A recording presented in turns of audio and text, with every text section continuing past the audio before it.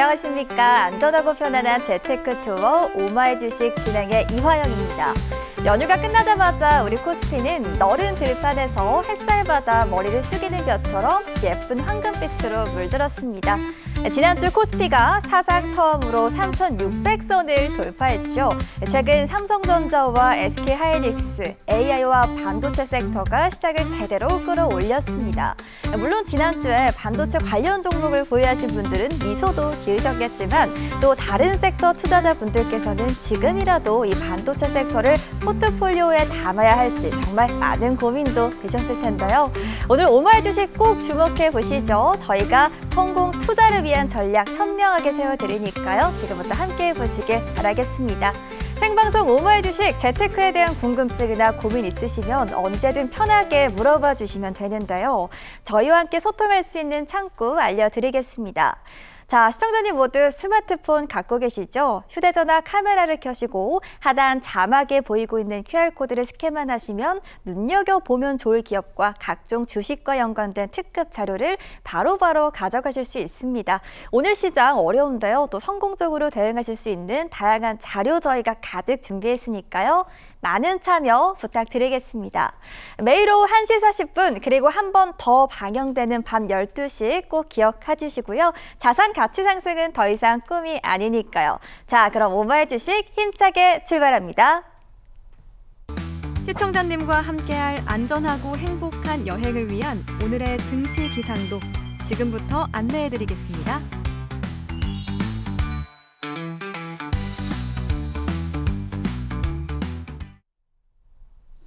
여러분 안녕하십니까? 증시 기상도에서 국내 증시 날씨 친절하게 짚어드릴 최인정입니다. 한 주의 시작 월요일 오전 시장 분위기는 어땠을까요? 오늘은 실제 날씨만큼이나 흐린 날씨가 연출되고 있습니다. 지난주 금요일 3,600선을 돌파했던 코스피가 오늘은 잠시 숨고르기에 들어갔습니다. 아무래도 지난 주말 미국과 중국이 다시 한번 관세를 두고 맞붙으면서 글로벌 교역이 줄어들 경우를 대비해 투자 심리가 위축된 것으로 보입니다. 이 내용과 관련해서 오늘의 증시 키워드를 위기와 기회로 정해봤습니다. 그림 하나를 먼저 봐볼까요? 이 푸른 바다 위에 중국 고래와 미국 고래가 싸우고 있네요. 이 중국 고래는 희토류 수출을 제한하겠다라고 외치고 미국 고래는 그러면 우리도 추가 관세 100%를 매기겠다고 맞받아치고 있죠. 이 앞서 말씀드린 바와 같이 재점화된 미국과 중국의 무역 갈등에 대한 이야기입니다. 이런 긴장감 속에서 미국의 대표 기술주들이 일제히 떨어졌고 하루 만에 기업 가치가 1,100조 원 넘게 줄어드는 충격이 있었습니다. 고래 싸움이 다시 시작된 셈인데요. 다만 고래가 싸운다고 해서 이 사이에 낀 새우가 늘 다치라는 법은 없습니다. 이 두 나라가 서로에 대한 의존도를 낮출 때 한국 기업에게 새로운 기회가 생길 수도 있기 때문이죠. 여기에 간밤에 트럼프 대통령이 중국과의 대화에 대한 태도를 우호적으로 번복한 점도 함께 체크를 꼭 해보셔야겠습니다. 오늘 오마이 주식에서는 미중 관세 전쟁 속에서 한국 시장의 생존 전략을 서성민 캡틴과 함께 자세히 짚어보겠습니다. 흔들림 속에서 기회를 찾는 방법이 궁금하시다면 끝까지 함께 보시길 바랍니다. 증시 기상도에서 저와 함께 살펴볼 첫 번째 섹터는 바로 디스플레이 섹터입니다. 요즘 디스플레이 시장에서는 이 OLED라는 기술이 핵심입니다. OLED는 화면을 더 선명하고 얇게 만들어서 이 스마트폰은 물론이고 노트북과 태블릿 같은 제품에도 점점 많이 쓰이고 있는데요. 이렇게 전반적으로 OLED의 수요가 증가하면서 이 디스플레이 기업들이 다시금 주목을 받고 있습니다. 그중에서도 오늘 가져온 차트는 바로 LG 디스플레이인데요. 이 차트를 함께 보시면 주가가 한 달 동안 30% 넘게 뛰어 올랐습니다. 그 이유는 3분기 실적이 시장의 기대치를 크게 웃돌 거란 예상 덕분이고요. 만약 이번 실적이 좋게 나온다면 무려 4년 만에 영업이익 흑자 전환이라는 기대감까지 붙어주고 있습니다. 또 앞으로 미국의 중국 디스플레이 산업 제재 확대 움직임에 따라서 오히려 수혜를 볼 수도 있다는 분석까지 이어지고 있습니다. 두 번째로 함께 살펴볼 섹터는 바로 에너지 저장 장치 ESS입니다. 이 ESS는 전기가 남을 때 저장해 두었다가 필요할 때 꺼내 쓰는 전기 배터리 창고 같은 시스템인데요. 요즘 아무래도 전기차 판매가 예전만큼은 활발하지 않다 보니까 이 배터리 기업들이 새로운 활로를 찾고 있고 그 중심에 바로 이 ESS 시장이 있습니다. 오늘 함께 살펴볼 ESS 관련 기업은 바로 삼성 SDI입니다. 이 전기차 판매 둔화의 영향으로 3분기 실적은 다소 부진할 전망이지만 증권가에서 4분기부터는 이 회복의 신호가 나타날 것으로 보고 있습니다. 게다가 정부가 1조 원 규모의 ESS 사업 입찰을 진행 중이고 연말쯤 최종 결과가 발표된다는 점도 함께 챙겨보시죠. 이어서 서성민 캡틴과 함께 흐린 증시 날씨를 기회로 잡는 법을 안내해드리는 시간이 이어집니다. 채널 고정해 주시고요. 지금까지 증시 기상도였습니다. 안전하고 편안한 재테크 투어 오마이 주식 수익 드림팀이 뭉쳤다. 분석의 달인 날카로운 분석.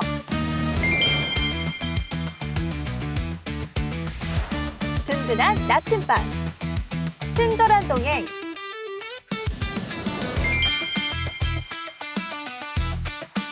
부드러운 카리스마. 투자의 빅픽처.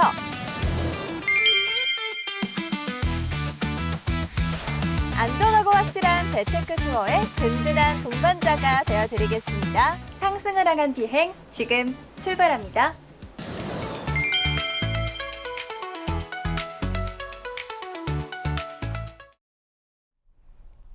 네, 최인정 캐스터와 함께 오늘 시장 날씨 살펴보고 왔습니다. 자, 긴 연휴를 보내고요. 지난주 상승의 반감도 잠시 오늘장 분위기는 어느 쪽을 정말 눈여겨봐야 할지 고민이 될 정도로 어둡기도 합니다. 그렇다면 오늘장 매수의 기회로 볼지 아니면 신중 모드로 봐야 할지요. 고민하시는 여러분들을 위해서 저희 오마이 주식 서성민 캡틴이 직접 오늘장 눈여겨보면 좋을 기업을 준비를 했습니다. 당장 시장에서 활용할 수 있는 기념품 같은 기업이 준비가 되어 있는데요. 말 그대로 오늘 시청하시는 분들만 챙겨가실 수 있는 선물 같은 종목입니다. 어떻게 제공받을 수 있을까요? 제가 자세하게 알려드릴게요. 자, 저희 화면 하단을 보시면요. QR코드가 나가고 있습니다. 시청자님 모두 스마트폰 갖고 계시죠? 휴대전화 카메라를 켜시고 하단에 보이고 있는 QR코드를 스캔만 하시면 오늘 공략할 수 있는 기념품 종목이 바로 제공이 되거든요. 오마이 주식에서 이렇게 어려운 장에서도 성공적으로 여러분들 또 대응하실 수 있도록 단단하게 준비했고요. 오늘 이렇게 시장을 이기는 전략과 함께 또 종목 기념품까지 챙기신다면 더욱더 성공적으로 대응하실 수 있겠습니다. 참고해 보시길 바랄게요. 자, 그렇다면 오늘 상승 비행을 책임져줄 캡틴 소개하는 시간 이어가 보도록 하겠습니다. 자, 어려운 시장 속에서도 든든한 전략 세워주는 분인데요. 자, 월요일 이 시간 서성민 캡틴 만나볼게요. 안녕하세요. 네, 안녕하세요. 오마이 주식의 서성민 캡틴입니다. 지난 주말에 미국발 악재가 나왔었죠. 트럼프 대통령의 발언에 의해서 일단 나스닥 지수가 급락을 했었는데요. 거기에 따라서 주말 동안 고민을 하신 투자자분들이 많으셨을 거라고 생각을 합니다. 일단은 투자 전략에 대해서 상당히 궁금하실 텐데 거기에 관련된 부분을 명확하게 짚어드리도록 할 테니까 끝까지 집중해서 시청해 주셨으면 좋겠습니다. 시청하실 때 중요한 내용 놓치시면 안 되니까 스마트폰하고 필기도구 정도 옆에 놔두시고 보시면 좋을 것 같습니다. 자, 그러면 오늘도 힘차게 출발해 보도록 하겠습니다. 네, 준비물 꼭 챙기시면서 들으시면 좋을 것 같고요. 오늘 시장 대응하기 어려우실 텐데 투자의 동력 잃지 않으시도록 저희가 단단하게 전략 지금 바로 잡아드릴게요. 채널 고정해 주시길 바라죠. 자, 캡틴, AI와 반도체 영역이 점점 넓어지고 있어요. 그 가운데 메모리 또 HBM 키워드가 우리 한국을 가리키고 있기도 하거든요. 덕분에 지난주 삼성전자 그리고 SK하이닉스 보유자분들은 오랜만에 미소도 지으셨을 것 같습니다. 그런데 트럼프 대통령이 다시 중국 관세 이야기를 꺼냈거든요. 나스닥이 크게 흔들리기도 했어요. 이 미중 관세 이슈가 다시 한번 부각되지 않을까 하는 불안감에 또 걱정도 컸었는데요. 그런데 바로 몇 시간 전 도널드 트럼프 미국 행정부가 무역 긴장을 완화하기 위해서 중국과의 협상에 열려 있음을 시사하면서 모든 것들이 잘 될 것이라고 밝히기도 했습니다. 관세 이슈 때문에 그동안 쉬어갔던 그런 섹터도 있을 텐데요. 트럼프 대통령의 발언을 통해서 지금을 오히려 또 새로운 기회로 봐도 되지 않을까 그런 생각도 같이 들어요. 캡틴, 이런 분위기에서는 저희가 어떤 전략 가져가는 게 좋을까요? 네, 일단은 전략에 있어서는 저는 수정이 크게 없다라고 말씀을 드릴 수가 있겠는 게 지금 AI 인프라 수요에 대한 부분은 전 세계적인 공통적인 분모입니다. 그렇기 때문에 그 시장이 커지는 거에 대해서 그리고 그 뒷면에 우리 HBM이 많이 쓰인다, 수요가 커지고 있다. 그리고 거기에 따라서 기존의 레거시 반도체에 대한 수요까지 올라가고 있기 때문에 반도체 업황에 대한 그러한 부분은 변함이 없다라고 보시면 돼요. 그러면 어떤 부분을 생각을 하셔야 되냐면 이러한 위기로 인한 가격 조정을 우리가 기회로 활용을 할 것이냐 아니면 좀 더 지켜볼 것이냐에 대한 문제인데 일단 제가 말씀드리고 싶은 부분은 현재 가격이 그렇게 싸지는 않은 건 맞습니다. 모든 기대들이 반영이 돼 있기 때문에 그런 부분이 있는데 그래서 일단 우리가 기회를 줄 때까지 조금 기다리는 전략을 말씀드리고 싶고요. 그러한 부분들은 조금 있다가 계속해서 좀 더 자세하게 제가 안내를 해드리도록 할 테니까 여러분들은 그냥 집중해서 봐주시면 되겠습니다. 네, 가장 궁금한 시장 이야기 전체적인 그림 만나봤고요. 이제부터는 제가 우리 승객분들을 대신해서 모두가 궁금해하실 만한 질문 시간으로 이어가 보도록 할게요. 자, 저희가 추석 특집 방송 때요, 반도체 전략에 대해서 정말 꼼꼼하게 이야기를 했죠. 그때 우리 서성민 캡틴이 트럼프 대통령의 발언에 미국 증시에서 조정이 나오면 그때 싸게 살 수 있는 기회가 온다라고 하셨거든요. 그래서 반도체는 쉽게 말해서 비가 온 뒤에 매수 전략이라고 꼼꼼하게 잡아주셨어요. 그래서 오늘은 반도체 이야기부터 저희 풀어봐야 할 것 같습니다. 자, 캡틴, 반도체 섹터 어떻게 봐야 할까요? 아직도 그 전략이 유효할까요? 네, 일단 전략은 유효하다라고 먼저 말씀을 드리도록 하겠고요. 좀 더 정확하게 설명을 드리면 저는 이제 제가 생각했던 트럼프 대통령의 발언은 뭐 중국 관련 관세 발언은 아니었습니다. 일단 반도체에 대해서 품목별 관세에 대해서 얘기를 할 것이다라고 생각했는데 그 관세 얘기가 나오지는 않았습니다만 일단은 중국에 대한 관세마저도 반도체 업체들에 미치는 영향이 크기 때문에 그러한 부분들이 시장에 작용했다라고 보시면 될 것 같아요. 그래서 일단은 기존에 말씀드렸던 전략의 수정은 없다라는 거 먼저 말씀을 드리면서 우리가 하나씩 짚어서 설명을 해드리도록 하겠습니다. 우리가 지금 미국과 중국이 관세 전쟁을 또 한다라고 한다면 이게 시장에 정말 큰 악재가 될 수 있는지 아니면 일시적인 조정일지 먼저 봐야겠는데요. 그 부분을 한번 살펴보도록 할게요. 자, 일단 보시면 자, 미중 갈등과 반도체에 관련된 부분을 여러분들이 공부를 하셔야 되는 게 일단은 미국과 중국이 싸우는데 왜 우리나라가 피해를 보는가에 대한 부분이 궁금하실 겁니다. 근데 제가 계속해서 말씀드리는 부분이 뭐냐면 우리나라는 수출 주도형 국가라고 말씀을 드렸어요. 일단 전체 GDP의 80% 이상의 수출에 의존을 하고 있는 구조다 보니까 그 부분이 상당히 크게 작용을 한다. 그러면 예를 들어서 미국과 중국이라는 나라는 전 세계 소비로 따지면 G2 아닙니까? 가장 큰 두 국가입니다. 두 국가가 싸운다라고 한다면 전체 세계의 교역량이 줄겠죠. 아무래도 수출 주도형 국가들은 피해를 입을 수밖에 없다라는 거 여러분들이 아실 수가 있을 겁니다. 그리고 첫 번째로 살펴볼 게 뭐냐면 일단 중간재 수출이라고 써놨는데 쉽게 말씀드려서 우리나라는 미국과 중국의 수입과 수출의 중간에 있다라고 보시면 되는데 예를 들어서 이런 구조로 됩니다.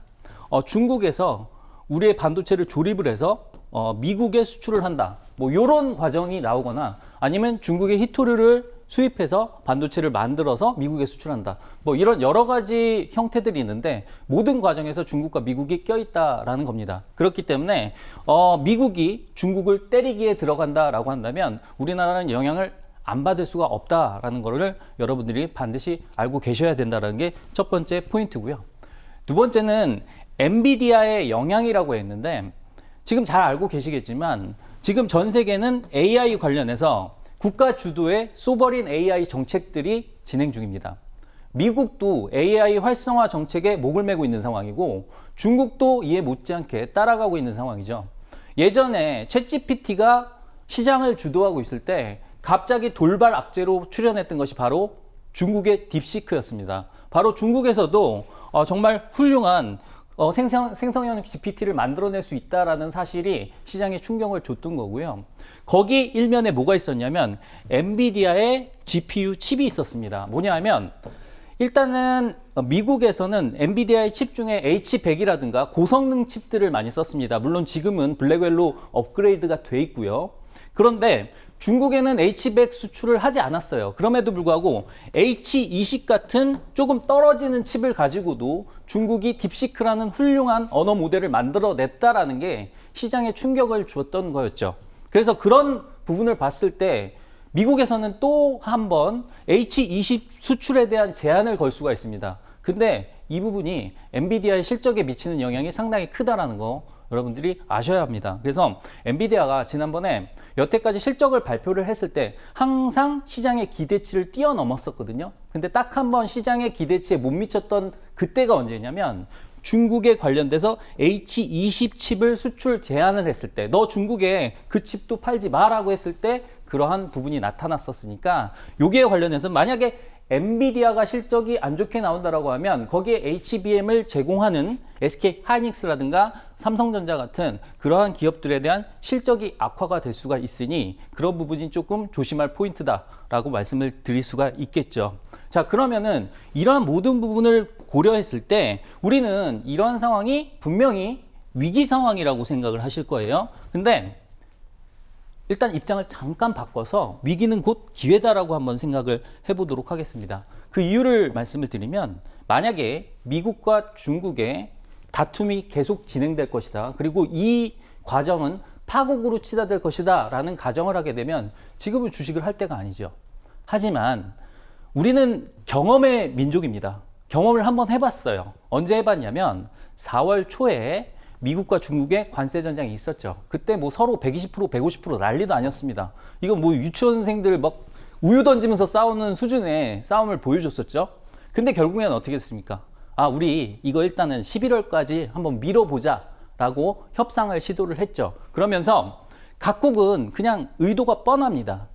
그 협상 기간 동안 내가 좀 더 유리한 위치를 차지하기 위해서 지금 목리를 부리고 있는 거다라고 생각을 해주시면 될 것 같아요. 그래서 결국에는 자, 미국 입장에서도 반도체가 없으면 미국의 산업을 키울 수가 없어요. 그리고 중국의 히토류가 없다고 하면 미국의 반도체에 관련된 필수 부품들이 조달이 안 됩니다. 그러다 보니까 중국의 이러한 부분을 그냥 가만히 놔두고 볼 수가 없고 둘은 협상을 할 수밖에 없다. 중국 입장에서도 아무리 지금 자체 칩을 개발한다라고 떠들고는 있으나 실질적으로 엔비디아의 인공지능 가속기가 없다라고 한다면 중국의 AI 산업이 발전을 할 수는 없는 거예요. 그래서 양국의 수요가 맞닿아 있기 때문에 이러한 부분에서 이들은 결국에는 합의를 할 것이다라고 보고 있습니다.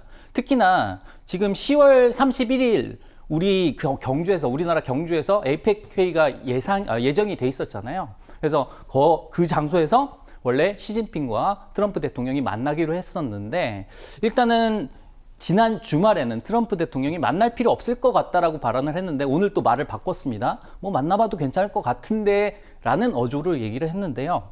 이러한 부분을 고려해 봤을 때 양국의 입장은 똑같습니다. 뭐냐면 중국도 자, 우리는 전쟁을 원하지는 않는다. 하지만 네가 때린다면 나도 때릴 것이다.